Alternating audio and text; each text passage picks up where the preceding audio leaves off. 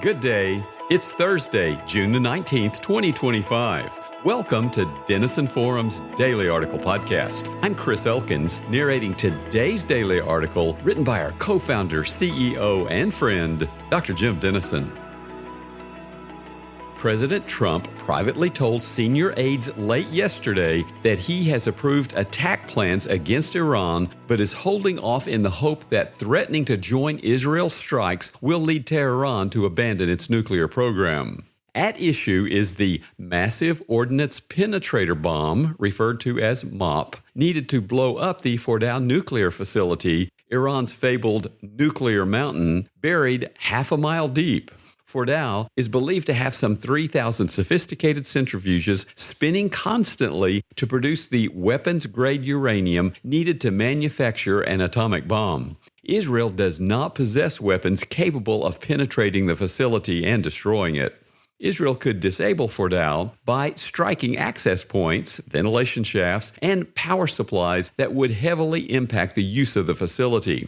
However, these could be repaired more quickly than direct damage to the facility. Israel could insert troops to invade Fordow and destroy it from within, but this would bring significant risks. Or the U.S. could join the conflict by using MOPs to destroy the facility. In response, however, Iran could attack our bases and Arab oil fields in the region, strangle oil shipping by closing the Strait of Hormuz, launch cyber attacks, and employ Houthis to attack Red Sea shipping. We are already sharing intelligence and helping intercept Iranian missiles and drones. However, there is something else we also need to share with Israel, a factor vital to our flourishing and future as a people. In his latest New York Times column, Thomas Friedman writes that Iran was delusional in thinking it could drive Israelis out of their biblical homeland. Deceived by the Marxist ideology that framed Israel as the oppressors and Iranians and Palestinians as the oppressed, they, quote, kept referring to the Jewish state as a foreign colonial enterprise with no indigenous connection to the land, end quote. As a result, Iran's leaders apparently believed the Jews would not risk war that could lead to significant loss of Israeli lives. If continually menaced by local proxies such as Hezbollah and Hamas, they could eventually be forced off the land, removing the chief obstacle to Iran's dominance of the Middle East.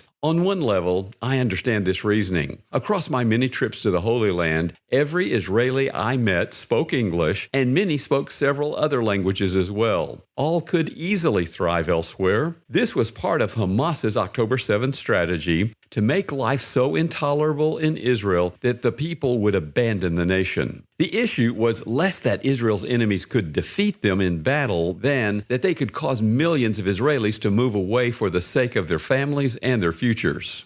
Such a war of attrition was the only way Iran and its proxies could defeat a nuclear power with the military might of the Jewish state. But as Friedman notes, they completely misunderstood Israel's commitment to its biblical land. I can attest to the depth and passion of this commitment even among Israel's secular Jewish citizens. They care for the land in ways that surprise many Americans upon arrival. I have never seen a piece of trash on the ground in a Jewish neighborhood there. Every parcel of land that can be cultivated is cultivated. There is a pride of place that goes to their missional identity. In many ways, they are the land, and the land is them. In his First Things article, Is America a Creedal Nation?, author and strategist David P. Goldman compares Israel's self-identity with the national spirit that led to America's founding. Quoting Goldman, the vision of a new city on a hill and a new mission in the wilderness, a manifestation of religious faith, inspired the personal sacrifices of the founders.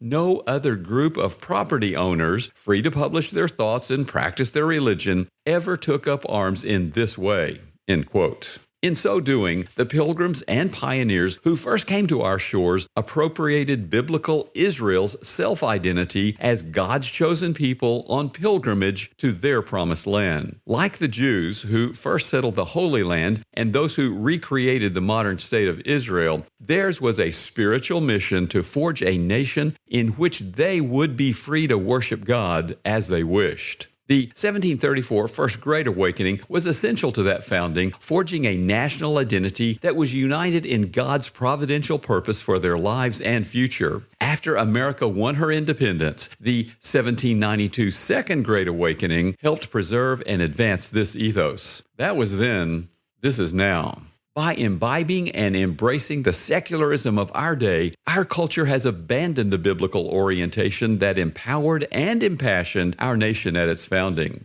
As a result, Goldman says of our political culture, quote, "It is obsessed with the individual's journey to redemption, but that is a journey that can never be completed." Goldman explains why, quote, "No path leads to the heavenly city from our present circumstances, and in our impatience and petulance, we confuse the mechanics of civil society with the plan of the heavenly city. This is our chronic weakness and susceptibility, the insoluble problem of our national makeup."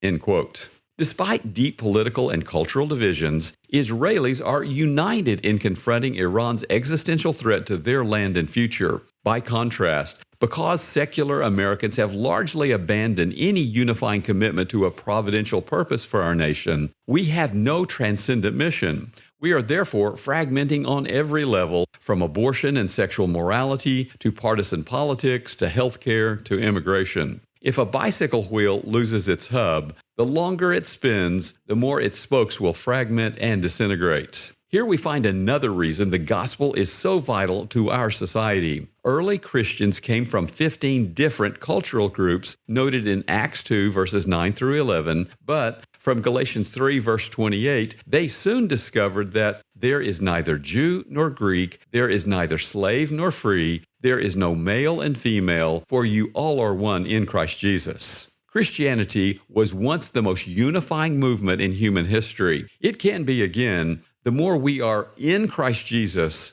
the more we are one. If you put a chair in the center of a room, the closer everyone draws to the chair, the closer they draw to each other. Now, make that chair a throne. Who's on yours today? Denison Forum is a nonprofit ministry made possible by many generous donors.